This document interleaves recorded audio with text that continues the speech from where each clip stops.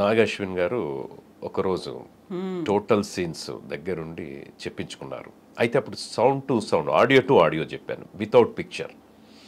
అప్పటికి పిక్చరు అంటే నాకు కొంత ఎక్స్పీరియన్స్ ఉంది, వితౌట్ పిక్చర్ చెప్పటం అనేది కొంత ఎక్స్పీరియన్స్ ఉంది. ఒక్కోసారి చెన్నైలో చేసి వచ్చిన వర్క్ ఏదైనా డబ్బింగ్ మిస్ అవుతే మాకు అక్కడి నుంచి ట్రాక్స్ అవి వస్తాయి, వాటిని మళ్ళీ మేము ఆడియో టు ఆడియో చేసిన సందర్భాలు ఉన్నాయి. ఆ ఎక్స్పీరియన్స్తో చెప్పాను. చెప్పిన తర్వాత వాళ్ళు చాలా ఇన్స్ట్రక్షన్స్ అనమాట, ఇలా ఉండాలి ఇలా ఉండాలని. అంతకుముందు నేను నాగశ్విన్ గారు డైరెక్ట్ చేసిన ఎవడే సుబ్రహ్మణ్యం ఫస్ట్ మూవీలో ఒక దూద్ కాశీలో ఉండే ఒక ముసలి ఫారినర్కి డబ్బింగ్ చెప్పించారు ఆయన నాతో.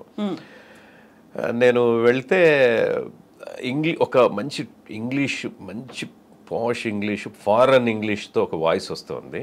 నేను అన్నాను, డైరెక్టర్ గారు ఉన్నారు ఆ రోజు కూడా, sir that English is very good sir, మరి నాతో ఎందుకు చెప్పిస్తాను, నా ఇంగ్లీష్ అంత బాగుంటుంది కదా అంటే, బట్ ఈ ఏజ్ ఈజ్ నాట్ మ్యాచింగ్ అండి, దట్స్ మై వాయిస్ అన్నారు ఆయన.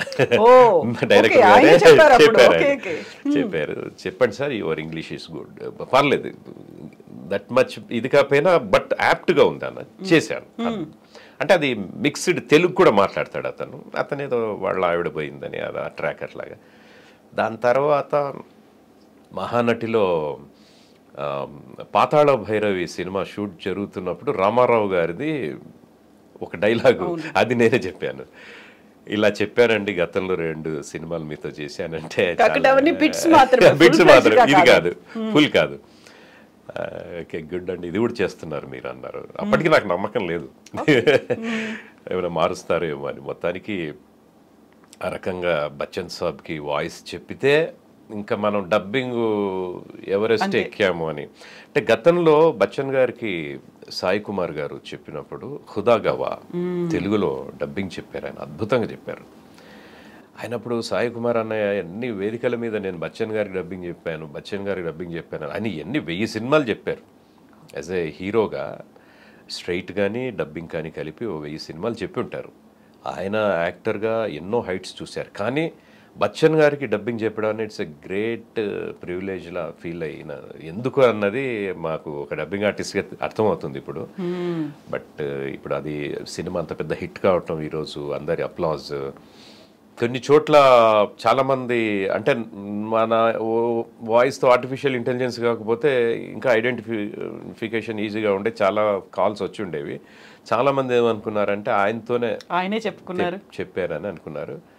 బట్ ఏదేమైనా ఇది ఒక కొత్త మార్పు dubbing side.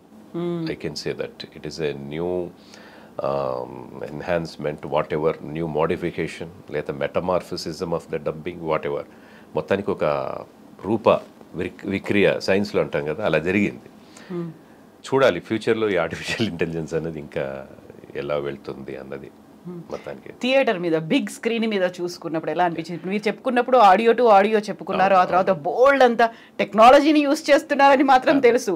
But big screen మీద అమితాబ్ బచ్చన్ గారిని చూస్తూ మీ వాయిస్ వింటున్నప్పుడు కలిగిన అనుభూతి ఎలా ఉంది అసలు? చాలా అద్భుతం. నేను ఫ్యామిలీతో వెళ్ళాను మూవీ. ఎప్పుడు నేను చేసిన ప్రతి సినిమా మా మిస్సెస్ ఉమా అండ్ తని, చిక్కి, మా పిల్లలతో కలిసే వెళ్తాను నేను.